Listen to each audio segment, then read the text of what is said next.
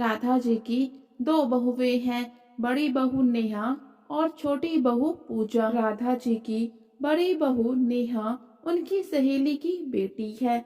नेहा की शादी राधा जी की मर्जी से हुई है। नेहा एक बहुत ही खूबसूरत लड़की है। वहीं दूसरी तरफ राधा जी की छोटी बहू पूजा एक बहुत ही गरीब परिवार से है और वो रंग रूप में सांवली है, जिसकी वजह से उसे हर समय ताने सुनने पड़ते हैं। राधा जी अपनी दोनों ही बहुओं से बहुत प्यार करती हैं। वो नेहा और पूजा में कभी भी कोई फर्क नहीं करती, लेकिन उनकी बड़ी बहू नेहा अपने रंग रूप और पैसे का बहुत ही घमंड करती है। वो हमेशा पूजा को उसके गरीब और सांवले रंग का होने के कारण ताने मारती रहती है। नेहा घर के किसी भी काम में हाथ नहीं बटाती, सारा काम पूजा को अकेले ही करना पड़ता था। लेकिन फिर भी पूजा कभी भी नेहा से नाराज नहीं होती और ना ही उसे कभी कुछ कहती है। पूजा एक बहुत ही अच्छे दिल की लड़की है और बहुत ही संस्कारी है। इसी वजह से राधा जी पूजा को बहुत पसंद करती हैं। राधा जी ये बात जानती है कि नेहा पूजा को हर समय उसके सांवले रंग और गरीबी के कारण परेशान करती रहती हैं। राधा जी खुद नेहा को बहुत समझाती है कि रंग रूप ईश्वर की देन है।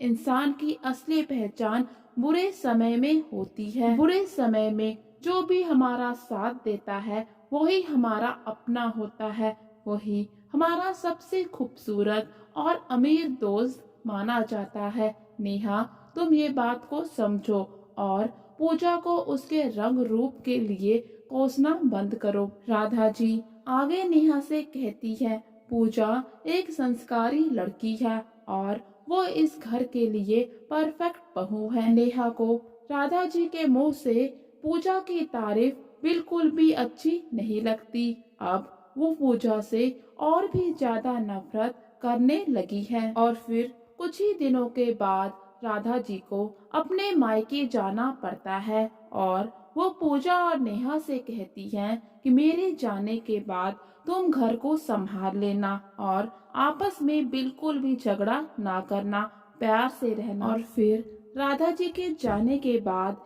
एक दिन नेहा अपनी सहेलियों को अपने घर बुला लेती है और फिर नेहा सभी सहेलियों के सामने पूजा को उसके सांवले रंग के लिए बहुत ताने मारती है और उसका मजाक बनाती है। नेहा का ऐसा बर्ताव देखकर पूजा को बहुत ही बुरा लगता है। वो अपने कमरे में जाकर उस दिन खूब रोती है और फिर अगले ही दिन नेहा की माँ उसके घर आती है और नेहा को बताती है कि उनका सारा का सारा कारोबार डूब चुका है। उनके पास अब एक भी पैसा नहीं रहा, वो लोग सड़क पर आ गए हैं। ये सब सुनकर नेहा नेहा भौचक्की सी रह जाती है। ये सारी बातें पूजा भी सुन रही होती है। नेहा नेहा कभी भी एक भी पैसा नहीं बचाती थी। उसके पास जितने भी पैसे होते थे वो सभी खर्च कर देती थी। आज माँ की ऐसी हालत पर भी उसके पास एक भी पैसा अपनी माँ को देने के लिए नहीं होता और राधा जी भी घर पर नहीं होती। तो फिर नेहा अपनी सभी सहेलियों को फोन करके उनसे पैसे उधार मांगती है, लेकिन कोई भी सहेली उसे पैसे उधार देने के लिए राजी नहीं होती। ऐसे समय पर पूजा पूजा जो कि हमेशा पैसे बचाती है, वो नेहा की माँ की मदद करती है।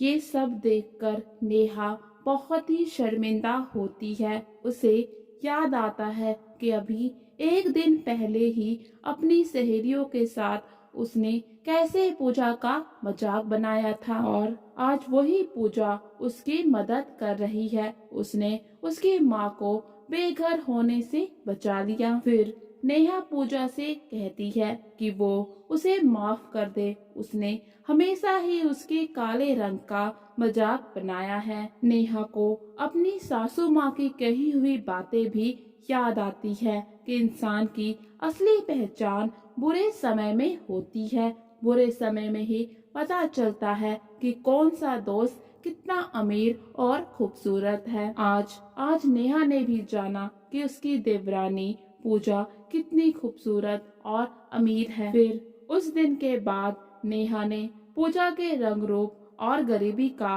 कभी भी मजाक नहीं बनाया और उस दिन के बाद वो दोनों ही बहुत ही प्यार से रहने